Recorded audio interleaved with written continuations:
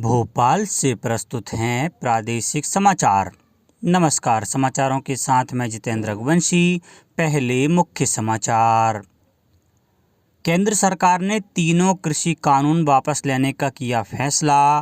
प्रधानमंत्री नरेंद्र मोदी ने किसानों से आंदोलन समाप्त कर घर लौट जाने की अपील। मुख्यमंत्री शिवराज सिंह चौहान ने कल एम्स भोपाल के पास 8 मेट्रो रेलवे स्टेशनों का किया भूमि पूजन।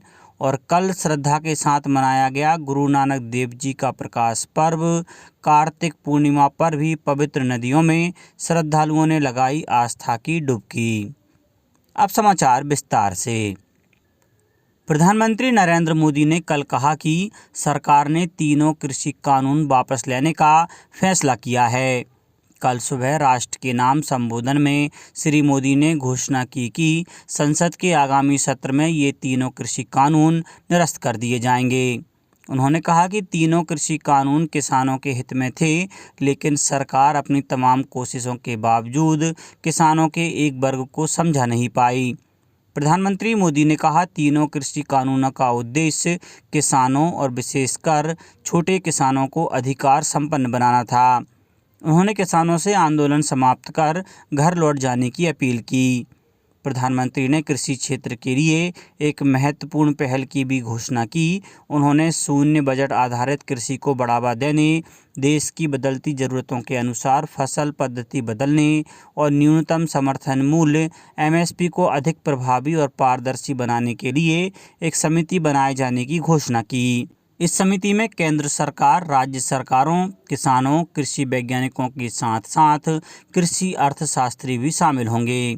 उन्होंने कहा कि कृषि बजट में 5 गुना की बढ़ोतरी की गई है और हर वर्ष 1.25 लाख करोड़ से अधिक खर्च किया जा रहा है।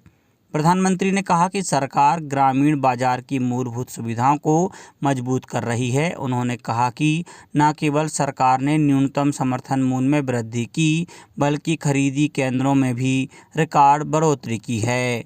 प्रधानमंत्री नरेंद्र मोदी ने कहा है कि केंद्र सरकार ने किसानों के कल्याण के लिए कई कदम उठाए हैं। वे कल उत्तर प्रदेश के महोबा जिले में बुंदेलखंड क्षेत्र के लिए विभिन्न विकास परियोजनाओं की शुरुआत करने के बाद समारोह को संबोधित कर रहे थे।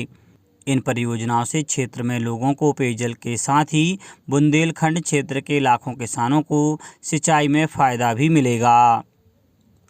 विश्व बाल दिवस के अवसर पर प्रदेश में महत्वपूर्ण पर्यटन स्थलों और संरक्षित स्मारकों को गो ब्लू अभियान के अंतर्गत ब्लू लाइटिंग से रोशन किया गया। विशेष रूप से निमाड़ उत्सव के दौरान महेश्वर किले को ब्लू लाइटिंग में देखना अद्भुत रहा। विश्व बाल दिवस में गो ब्लू सर्वत्र नीला के माध्यम से बाल अधिकारों को दर्शाया गया है। प्रमुख सचिव पर्यटन और संस्कृति श्री शिवशेखर शुक्ला ने बताया कि नीला रंग हमें यूनिसेफ और हमारे बच्चों के साथ उनके विषय में और उनके लिए के उद्देश्य की याद दिलाता है। कोविड-19 के दौरान प्रदेश में बच्चों को आवश्यक सेवाएं उपलब्ध कराने के लिए शासन के प्रयास सफल रहे हैं। शासन यूनिसेफ के उद्देश्यों के अनुरूप बच्चों को सुरक्षित और उज्ज्वल भविष्य देने के लिए सदैव प्रतिबद्ध है। मुख्यमंत्री शिवराज सिंह चौहान आज खंडवा के हनुवंतिया टापू में जल महोत्सव के 6वें संस्करण का शुभारंभ करेंगे। यह महोत्सव 20 जनवरी 2022 तक चलेगा। जल महोत्सव के दौरान luxury Regal series boat, 40 feet ऊंची रोप स्विंग और जिप साइकिल आकर्षण का मुख्य केंद्र रहेंगे। ऊर्जा मंत्री श्री प्रद्युम्न सिंह तोमर ने ग्वालियर में वार्ड 4, 31 व 32 में 81,24,000 रुपये के विकास कार्यों का भूमि पूजन किया। उन्होंने कहा कि मैंने आमजन से क्षेत्र के विकास का वादा किया था, वह अब पूरा होने जा रहा है। उपनगर ग्वालियर में विकास कार्य बहुत ही तेज़ी से कराए जा रहे हैं। आम नागरिकों को स्वास्थ्य, शिक्षा, रोजगार, मूलभूत सुविधाएं उपलब्ध हों, यही मेरा प्रयास रहता है।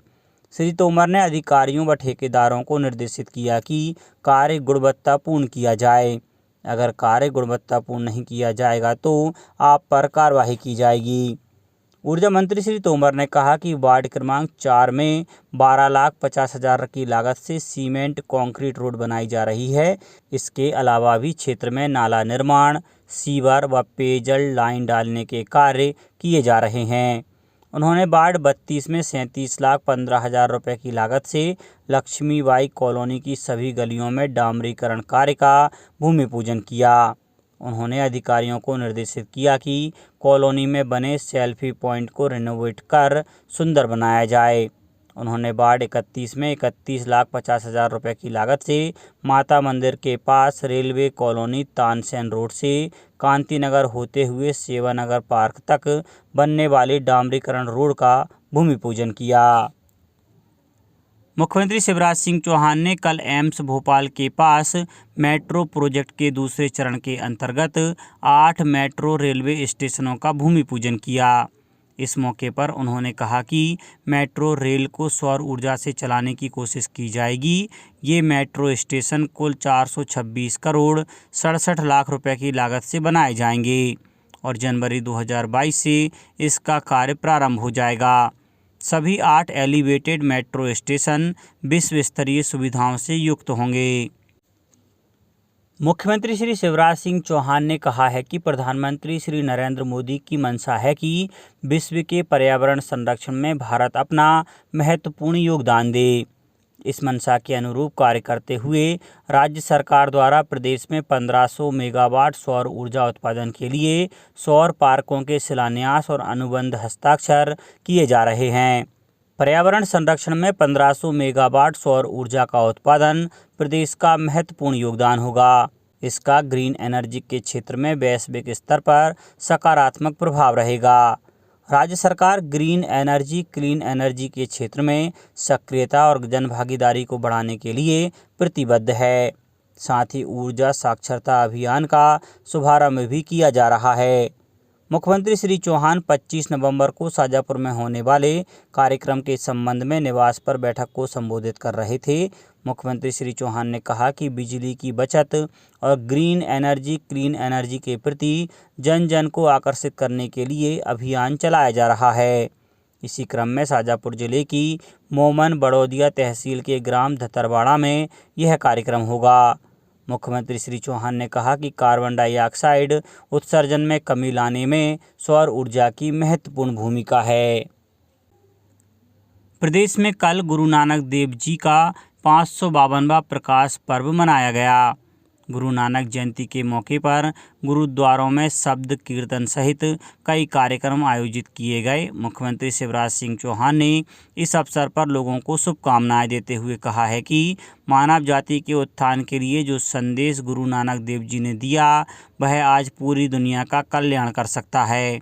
वहीं कल कार्तिक पूर्णिमा के अवसर पर श्रद्धालुओं ने पवित्र नदियों में स्नान कर पूजा अर्चना की।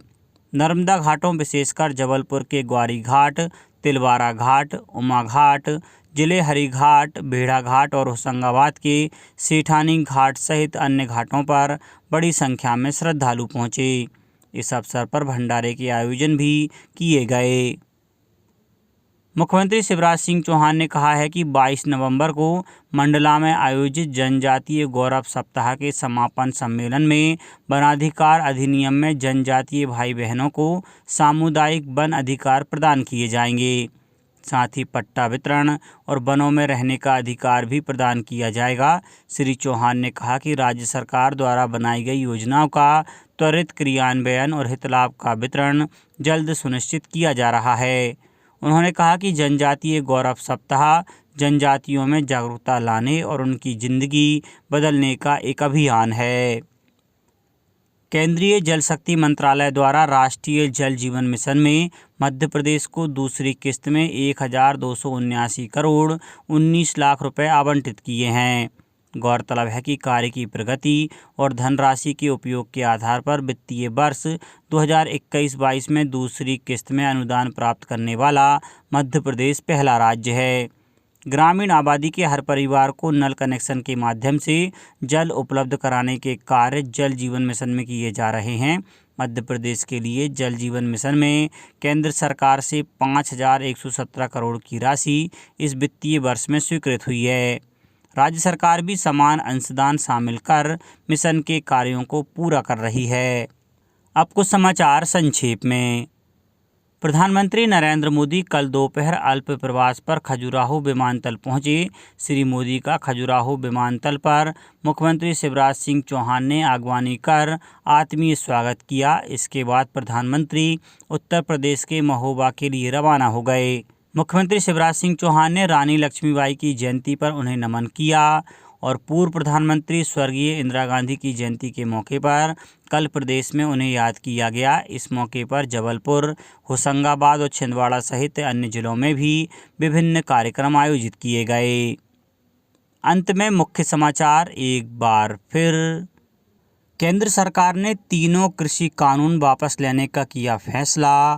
प्रधानमंत्री नरेंद्र मोदी ने किसानों से आंदोलन समाप्त कर घर लौट जाने की अपील। मुख्यमंत्री शिवराज सिंह चौहान ने कल एम्स भोपाल के पास 8 मेट्रो रेलवे स्टेशनों का किया भूमि पूजन।